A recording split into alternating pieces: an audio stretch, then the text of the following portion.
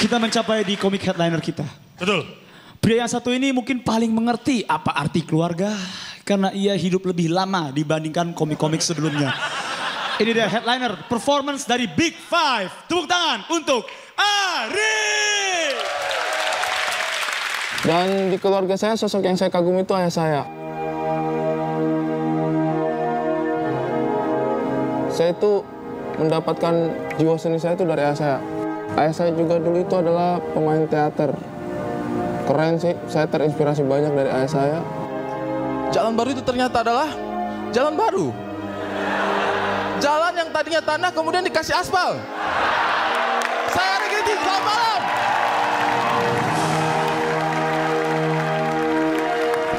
Dengan hadirnya saya di panggung stand up comedy ini sih sebenarnya saya itu juga ingin jadi inspirasi. Saya tuh ingin menjadi inspirasi untuk mereka bahwa oh ternyata kakak mereka itu melakukan hal-hal yang positif.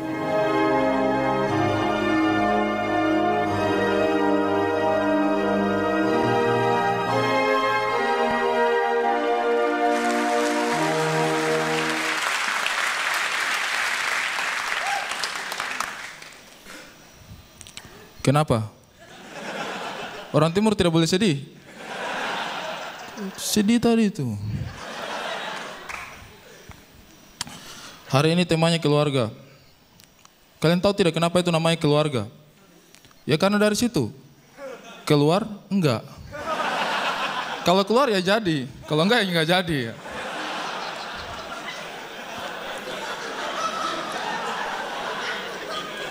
Tapi bicara masalah keluarga, saya itu anak tertua. Ya meskipun tidak kelihatan ya. Tapi betul, saya itu anak tertua di keluarga. Saking tuanya saya tuh adik saya yang bungsu itu pernah panggil saya bapak.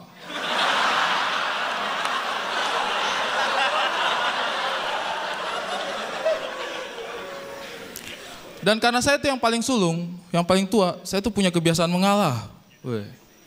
Makanya saya tuh kalau misalnya tidak menang di kompetisi ini, itu bukan karena saya kalah lucu. Bukan. Tapi karena bukan karena close mic aja. Mau mengalah sama mereka berempat itu, tiap hari dikatain tua sama mereka, barusan mengalah sama mereka, jangan harap.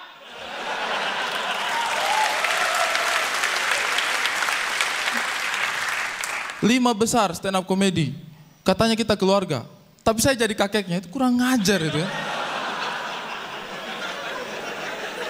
Jangan harap sama mengalah sama mereka itu. Tapi kalau bicara keluarga, saya tuh jadi ingat masa kecil saya. Sama, ya saya juga pernah kecil, tidak langsung tua. Kalau kecil itu saya ingat, waktu kecil itu biasanya itu sore-sore. Kita sudah habis mandi, ya kan? Sudah habis mandi, biasanya ibu itu sok-sok kasih make up gitu kan. Make upnya, iya. Make upnya itu cuma biasa aja, bedak. Dipukul 3 kali. Ya. Pasti begitu kan? Iya. Iya kan? Bedak dipukul 3 kali. Sudah kelar, ya. Terus sebelum keluar itu, kita itu biasanya dikasih bekal. Pisang goreng. Wah itu sudah istimewa sekali kalau untuk kami itu. Jadi sambil makan pisang goreng, itu minyak-minyaknya itu menempel di sini. Ya. Bedak, pisang goreng itu sudah jadi aneh make upnya itu. Terus kita itu biasanya keluar main jalan-jalan. Nah, meskipun sudah mandi, sore-sore itu ada yang susah kita tangkal. Itu godaan untuk main lagi. Kalau sudah ketemu teman-teman itu pamer-pamer pisang goreng dulu ya. Makan. Pasti kita ikut main. Kalau saya dulu itu sukanya tuh main kelereng. Duduk main kelereng. Biasanya kalau sudah konsentrasi kelereng itu kan ingus turun kita sudah tidak peduli lah ya. Tinggal kita selesai. Jadi bedak, minyak, ingus ya.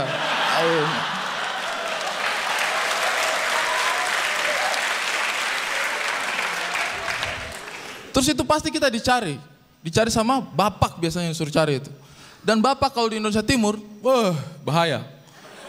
Dia itu cari tidak mungkin dengan tangan kosong. Itu terlalu istimewa, pasti dia bawa senjata. Jalan. Dicari pas ketemu, tidak pakai basa-basi. Langsung senjata yang dikeluarkan. Tak! Kayu bakar.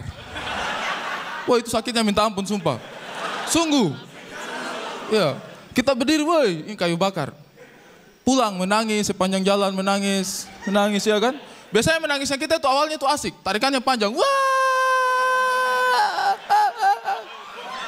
Sampai di rumah itu napas sudah mulai habis. Depan rumah sudah habis, tinggal.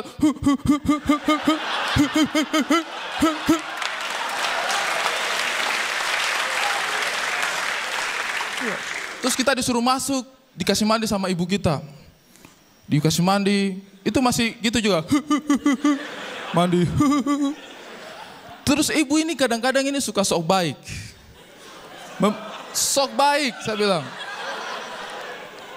Itu pasti dia memberikan pertanyaan retoris yang tidak perlu dicari jawabannya. Keren ya? Pertanyaannya itu selalu sama. Kamu kenapa menangis? Omong kosong kalau dia tidak tahu.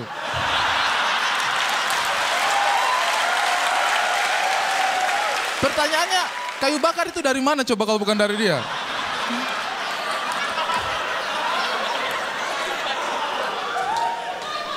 Cuma saya itu merasa bersyukur. Karena, saya merasa bersyukur karena saya itu hidup di zaman lampau. Dulu kan orang memasak pakai kayu bakar. Bayangkan kalau anak sekarang dibegitukan. Datang bapaknya bawa senjata, toeng, LPG 3 kg. Hai ya, jangan. Stop kekerasan dalam rumah tangga, jangan.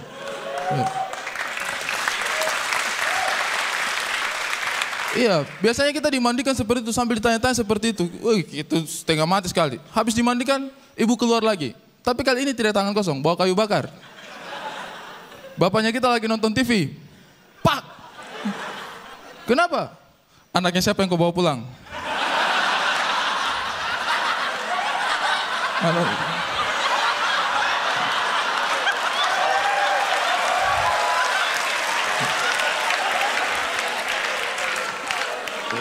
Mukanya sama semua, susah ya.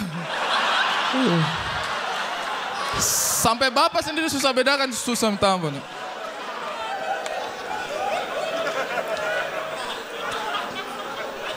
Tapi kalau kalian perhatikan, anak-anak timur itu biasanya kulitnya hitam, gelap, iya kan? Nah, itu sebenarnya ada hubungannya dengan tingkat kenakalan. Serius, ini teorinya saya sendiri tapi kayaknya ini betul ini.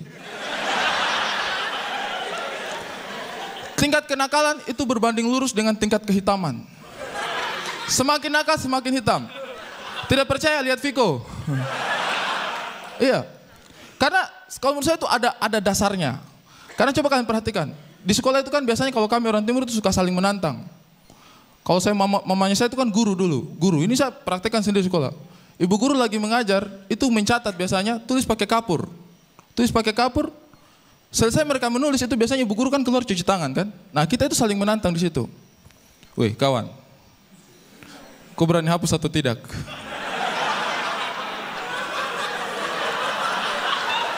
Dan anehnya selalu aja ada anak bandel, nakal, bodoh yang menyanggupi itu. Saya berani, kenapa? Coba hapus. Tak, dihapus sama dia. Padahal baru habis ditulis sama ibu guru. Pulang santai dia duduk lagi. Tak, ibu guru masuk marah-marah. Ini siapa yang hapus?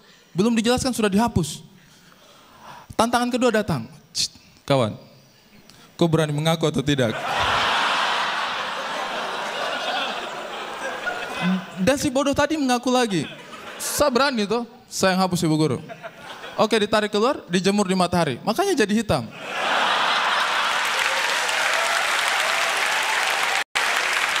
Saya Ari Kriting, selamat malam. Ya, dari beberapa yang ini, katakanlah dari 100% jokes yang kamu tampilkan, materi yang kamu tampilkan, ya saya sih tertawa di 80%-nya ya. Jadi saya pikir cukup sukses lah kau malam ini. Thank you. Terima kasih. Ya, Ari. Makin lama makin minggu gue merasa lo semakin apik, semakin santai dan semakin luas dalam berkomedi. Dan menurut gue itu pertanda yang sangat baik, keren banget. Terima kasih. Kata-kata yang tepat, satu kata saja buat Ari di depan itu saya pikir dewasa. Tua dong. Karena memang sudah lebih tua dari yang lain. Jadi tetap kompor gas Ari. Terima kasih Om. Dengan waktu 7 menit 47 detik, tepuk tangan sekali lagi untuk Ari.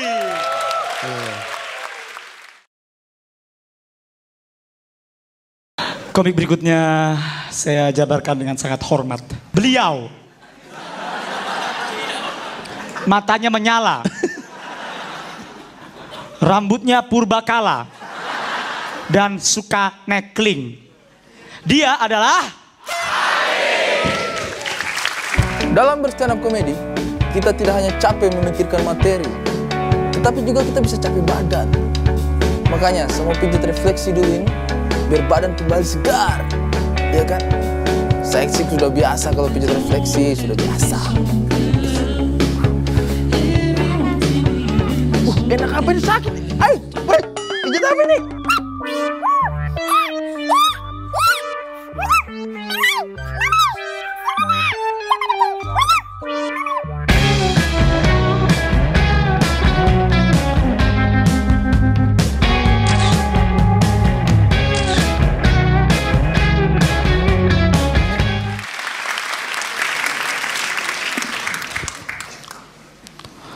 Selamat malam semuanya. Aduh, Jono lagi. Kita sudah siapkan materi bagus-bagus. Jono lagi yang komentar. Bung Jono, seumuran kan? Tenang aja bro, gue udah les bro. Oke, siap. Fokus. Supaya komentarnya itu asik gitu kan. Siap bro. Oke. Di sini kita itu pasti masa kecil banyak yang belajar menggambar, ya kan? Kita itu belajar menggambar pada saat kita masih kecil. Biasanya kita disuruh gambar pemandangan, iya kan? Dan entah kenapa yang namanya pemandangan, itu kita gambarnya itu hampir sama semuanya. Iya kan? Iya kan? Nah, biasanya gambarnya itu pasti gunung. Dua kan biasanya. Sawah, ya kan? Sungai, jalan. Terus gunungnya dua, biasanya di tengah ada burung, ya kan? Nggak tahu kenapa ada burung di tengah gunung dua ya.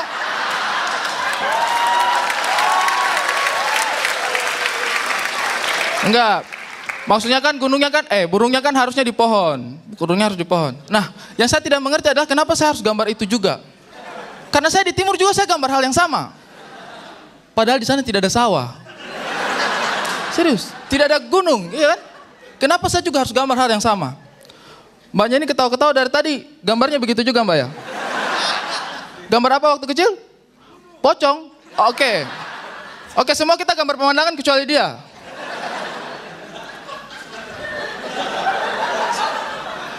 Pertanyaan saya, kenapa saya harus gambar hal yang sama? Dan gambar ini sebenarnya itu sudah merusak otak saya. Saya tuh jadi berangan-angan untuk melihat gambar itu. Serius. Sepanjang waktu saya tuh hanya berpikiran, kira-kira gunung yang indah itu bagaimana ya, sawah itu. Saya selalu berhayal pemandangan itu seperti apa. Kadang-kadang saya berhayal sambil duduk di pantai pada saat senja, matahari turun, cahayanya berpendar di mana-mana, ombak bergulung, nyiur melambai, pasir putih, ya kan, camar. Dan saya tuh saat duduk itu saya berhayal, pemandangan yang indah itu kira-kira bagaimana ya. Serius. Saya berhayal kira-kira pemandangan itu seperti apa. Dan saya juga berdoa semoga saya bisa melihat pemandangan yang indah. Serius. Dan cita-cita saya itu akhirnya kesampaian. Saya kuliah ke Malang. Pas saya sampai di Malang, ini dia. Sawah, ya kan? Ada sungai, ada Gunung Semeru, ada Gunung Arjuna. Ada burung di tengah.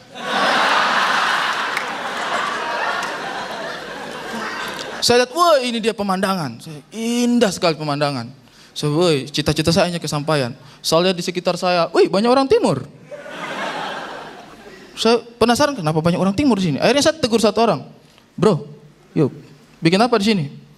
Lihat pemandangan bro. Cita-cita bro. Memang saudara dari mana kah? Dari Raja Ampat. Wih. Di sana pemandangan bagus juga? Tidak ada. Cuma pantai saja di sana.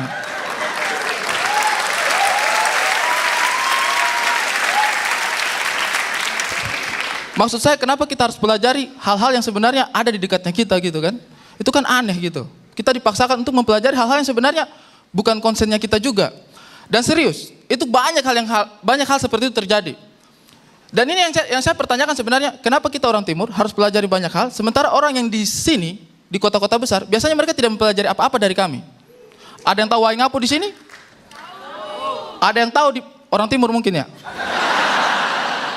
Dia tahu karena dia orang timur. Iya kan? Banyak. Kita harus tahu Banten, kita harus tahu kota-kota yang ada di sini, tapi kalian tidak pernah tahu kota-kota kita di sana itu apa aja. Ini serius kejadian. Waktu tsunami Aceh itu terjadi. Waktu tsunami Aceh akhirnya untuk pertama kalinya yang namanya Sabang muncul di televisi. Iya kan? Hancur Sabang. Dan ibu kos saya itu bertanya, kalian ini tinggal di mana? Teman saya kebetulan salah satu mengaku, saya di Merauke ibu. Dia tuh langsung kasihan. Astaga, itu Sabang aja sudah hancur. Kalau Merauke bagaimana?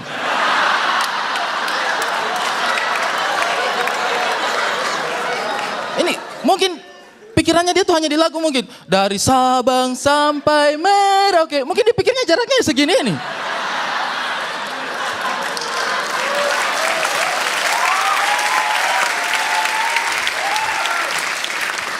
Terus konsep yang bikin saya sakit hati lagi itu adalah sekolah alam.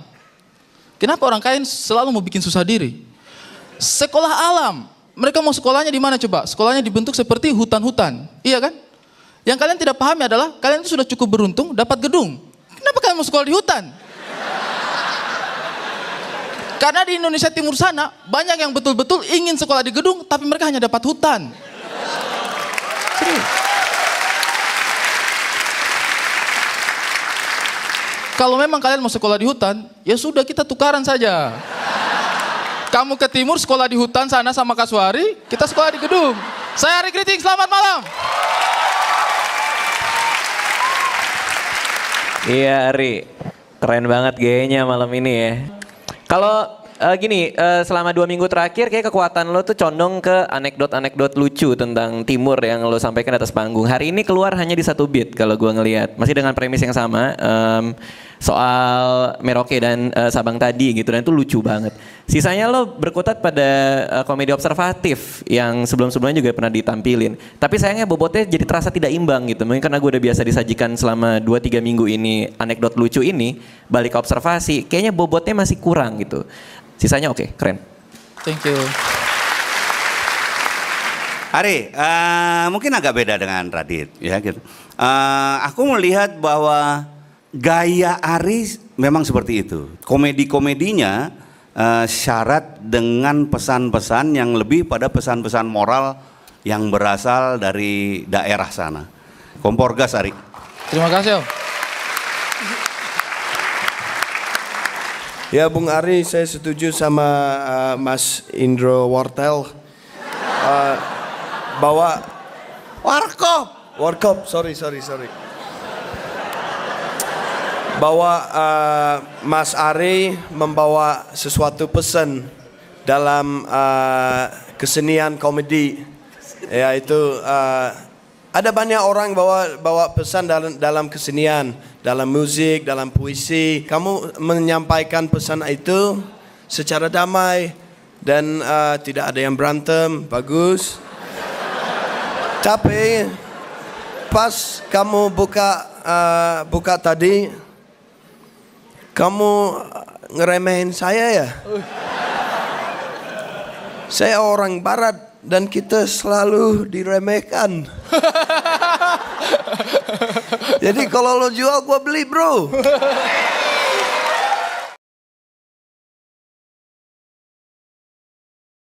Oke. Ari. Oke. Jadi komik kedua yang akan memulai dalam putaran kedua ini adalah Ari. Selamat malam semuanya. Malam ini kita bicara tentang Raden Ajeng Kartini, ya kan? Tapi sebenarnya saya tuh bukannya apa-apa sih. Saya tuh masih bingung sama Raden Ajeng Kartini. Kenapa dia diposisikan sebagai putri Indonesia? Hanya satu. Kalau misalnya Raden Ajeng Kartini putri Indonesia, terus Cut Nyaddin sama Christina Marta Tiahol putrinya siapa coba? Bukannya apa-apa sih. Kalau misalnya putri-putrian, kita kan namanya Indonesia Bhinneka Tunggal Ika. Jangan hanya satu. Harusnya Raden Ajeng Kartini juga putri Indonesia, Cut Nyaddin juga, Christina Marta Tiahol juga, biar jadi satu kan. Nah, kalau perlu itu setiap provinsi itu punya putri masing-masing. Jadi 33 provinsi. Keuntungannya apa coba? Ya kalau misalnya semuanya diperingati berarti kita punya tambahan 33 hari libur lagi gitu kan. Asik kan? Asik kan? Iya kan? Bukannya apa-apa, ini masalahnya bahaya. Bahaya. Kalau saya sih, bukan masalah Raden Ajeng Kartini atau siapa, bukan. Ini bahaya. Karena mereka ini kan cewek-cewek semua kan. Sudah tahu kan cewek-cewek itu kan gampang sirik-sirik satu sama lain. Ini kalian bisa bayangkan tidak, misalnya perasaannya Cut Nyadin sama Christina Marta Tiahahu, lihat Kartini tiap 21 April diperingati gitu kan, perasaannya mereka taruh di mana coba? Paling mereka di tempat sana itu paling lagi curhat-curhatan itu kan. Iya, kenapa yang diperingati cuma Kartini aja? Kita percuma angkat senjata kayaknya nih. Kata Christina Marta Tiahahu, iya mungkin lebih bagus waktu itu saya tulis surat saja kayaknya ya. Daripada angkat senjata kan, bahaya. Dan cewek kalau curhat itu pasti tidak selesai, pasti diungkit sampai kecil-kecil. Dan mereka tuh biasanya pengen cari siapa yang lebih menang, iya kan? Nanti misalnya Cut Nyadin sama Christina Marta Tiahahu tidak diperingati, tapi pasti Cut Nyadin itu juga rese. Pasti dia bilang, ya nggak apa-apa sih. Kalau saya sih nggak apa-apa kalau misalnya Kartini diperingati. Paling tidak Kartini dibuatin film, saya juga dibuatin film. Kasian Christina kan? Iya. Nanti Christina lagi bingung, iya ya saya kok belum dibuatin film. Ini pasti Cut Nyadin rese, langsung merebut kesempatan. Paling dia bilang, ya iyalah kamu gak dibuatin film. Paling juga kalau kamu dibuatin film, kamu juga yang jadi penjahat. Orang timur kan, kasihan kan. Kasihan, perasaannya taruh di mana itu ya. Kemudian terkait dengan putri-putrian juga ini. Saya itu sebenarnya masih menyaksikan. Maksudnya, itu kan ceritanya kenapa Raden Ajeng Kartini terpilih itu kan karena dia tulis surat kan. Dia dipingit, terus surat. Nah ini sebenarnya kejadian yang sama juga itu terjadi sama Christina Marta Tiahahu. Dia betul ini, aduh tidak percaya saya cerita sejarah ini. Jadi beliau juga itu dulu dipingit juga, terus dia tulis surat. Cuma pas orang baca suratnya itu, aduh, kalau era Kartini kan enak kan, habis gelap terbitlah terang, menginspirasi. Kalau Christina minta ampun kan orang timur mungkin dia tulis surat, Bapak lebih baik kau buka pintu daripada bunuh kau mati. Mengerikan ya? Mengerikan ya, mengerikan. Tapi memang itu sifatnya kita dari sana sih. Tapi kalau misalnya Christina Marta Tiahahu ini betul bikin surat, saya pikir juga itu judulnya tidak akan kalah ini, tidak akan kalah keren daripada itu, habis gelap terbitlah terang. Kalau Kartini bikin habis gelap terbitlah terang, paling Christina Marta Tiahahu itu bikin biar kulit gelap, yang penting hati terang.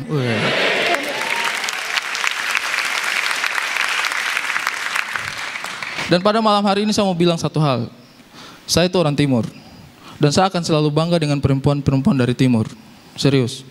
Karena bukan apa-apa, minta maaf. Dia punya kesempatan itu beda dengan teman-teman perempuan-perempuan dari Jakarta sini, dari Jawa sini, dari kota-kota besar. Beda, kesempatannya beda. Kalian di sini enak kalau mau tuntut masalah apa? Kesetaraan gender, enak. Karena apa? Pekerjaan di sini keren-keren. Teorinya, semakin keren pekerjaan, itu semakin tinggi tuntutan terhadap emansipasi wanita. Kalau di timur sana, kamu tuntut pekerjaan apa? Kesetaraan apa? Omong kosong kamu tuntut kesetaraan di sana. Betul ini. Perempuan-perempuan di sana itu pasti tidak akan bisa tergerak hatinya. Misalnya mereka tuntut kesetaraan gender, iya kan? Mau jadi pekerjaan apa di sana mereka? Mau itu, selam-selam mutiara, silakan. Iya kan? Kita tuntut kesetaraan gender, kita juga mau kesempatan yang sama. Kenapa? Kau mau parut sagu di hutan, silakan. Iya kan?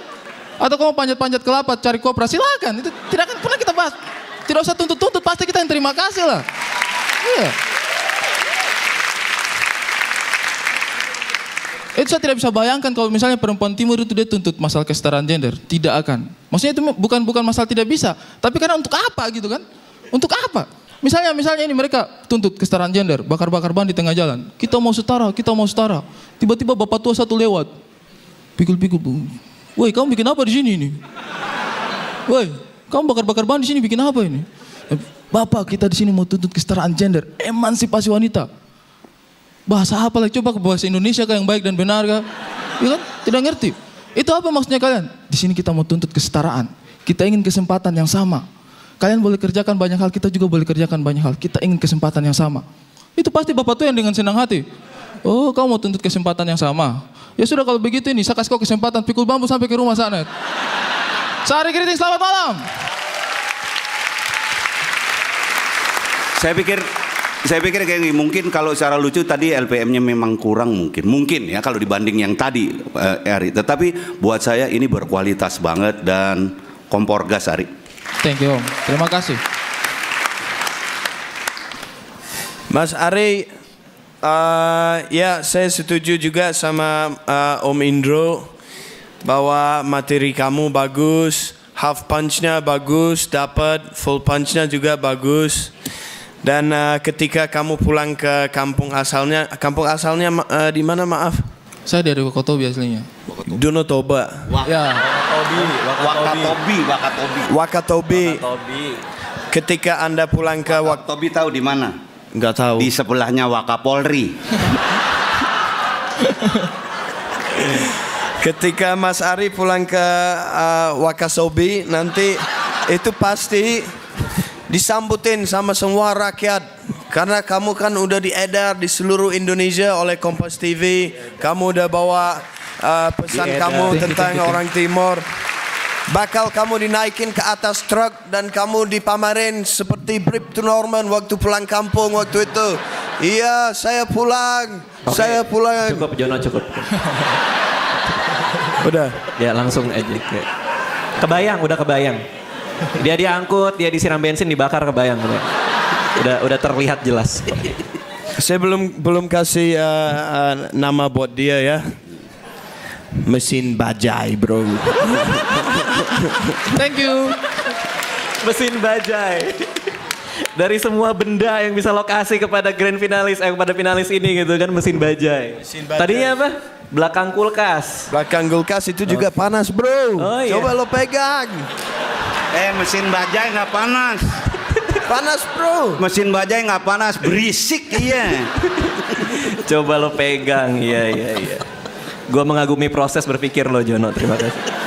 Oke, Ari, gue suka banget sama premisnya. Ini gugatan yang menurut gue penting gitu, ngomongin soal pahlawan dan segala macamnya. Lo kebanyakan di setup kalau menurut gue gitu, get to the funny part faster gitu loh. Gimana caranya ke punchline cepet. Itu aja. Sisanya ini set yang berkualitas banget. Terima kasih. Thank you Ari. Thank you. Dengan waktu 5:28 tepuk tangan untuk Ari. Opener kita untuk putaran pertama ini Panji. Dia mewakili karakter favorit gue dalam Warkop, yaitu Kasino. Anda pada tahu? Opener kita malam ini adalah...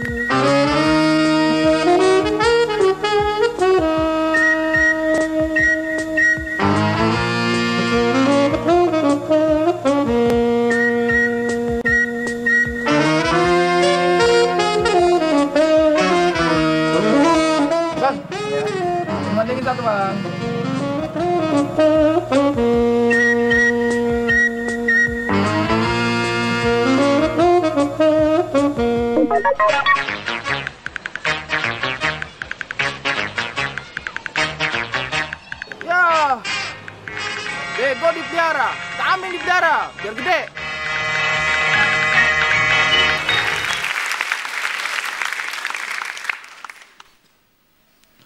Selamat malam semuanya.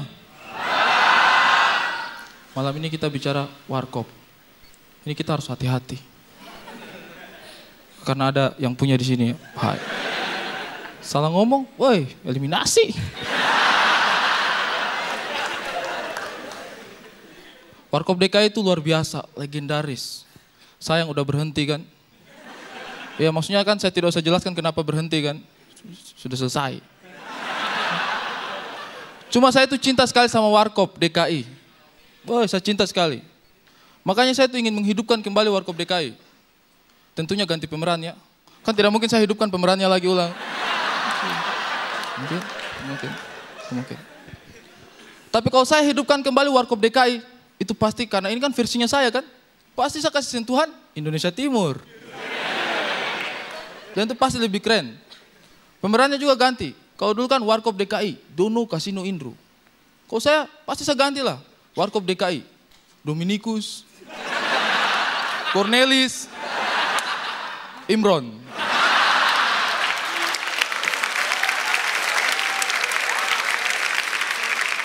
Jangan salah. Imron ini juga dari timur.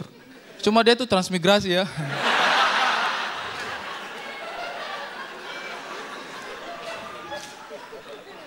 Tapi ini kalau saya bikin nanti ini, kalau warkop dari timur ini bahaya juga ini. Nanti jatuh-jatuhnya bukan komedi. Trailer nanti, trailer apa. Horor nanti, seram, berkelahi-berkelahi nanti isinya ya. Karena pemerannya itu Dominikus. Apa lagi kerjanya mereka ini? Bahaya mereka ini. Itu pasti adegannya itu monoton. Seputar penagihan utang. Kira-kira utangnya siapa yang ditagih? Ya utangnya Dono Kasino Indro. Itu pasti Dominikus datang, tok, Dono kamu bayar utang. Woi, langsung Dono Kasino Indro lari. Lari terbirit-birit, naik becak, terus kecebur sungai. Kenapa selalu kecebur sungai itu? Maksudnya apa tujuannya?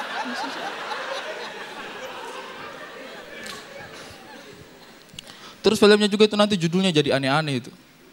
Apa? Maju mundur, maju kena, mundur kena. Wah ini nanti juga bisa, tapi bernuansa kekerasan. Maju kena pukul, mundur kena tackling.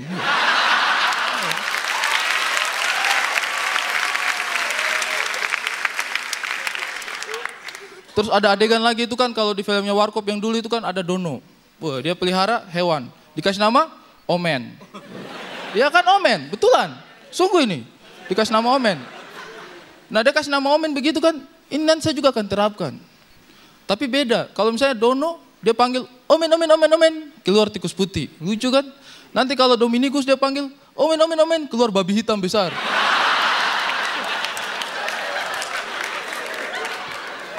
Itu pas keluar babi itu penonton semua lari semua. Kecebur sungai lagi ya.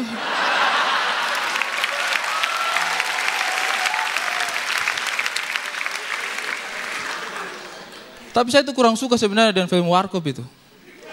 Karena kenapa mereka selalu syuting di pantai? Maksudnya coba mereka syutingnya itu di tempat pemandangan begitu kan. Gunung, sungai, sawah, lebih asik kan. Daripada syuting di pantai. Tapi saya cari tahu kira-kira kenapa mereka ini syutingnya di pantai terus ini. Saya pikir-pikir ini kenapa mereka syutingnya di pantai ini. Ternyata saya temukan jawabannya. Yaitu untuk bisa menempatkan aurat dan bulu ketek itu pada tempatnya. Loh, betulan. Itu kan pasti di pantai kan? Kalau orang cewek-cewek pakai bikini di pantai, tidak bisa. Pasti wajar kan? Daripada kalau kita bandingkan dengan film-film sekarang. Horor. Pamer bikini aurat di mana? Di kuburan. Sudah tidak nyambung namanya kan ya? Ya aneh namanya ini. Ini lama-lama kita nanti lebih nafsu nonton film horor daripada film drama romantis ini. Bahaya ya. Terus yang sekarang itu ada komedi terbaru lagi. Wah, kalau ini saya suka. Malam Minggu Miko.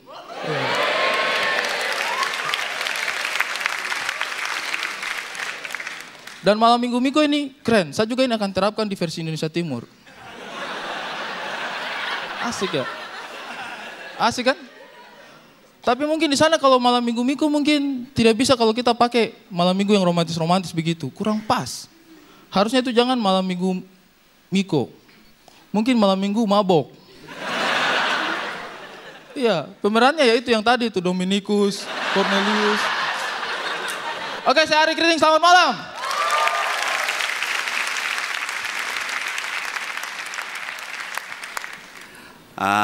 Ari, senang sekali bahwa kelihatan banget bahwa kamu memang menguasai. Dan itulah penampil.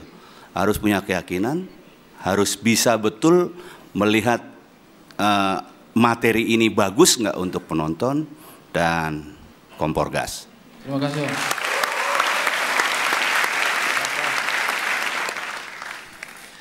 Ari Giting.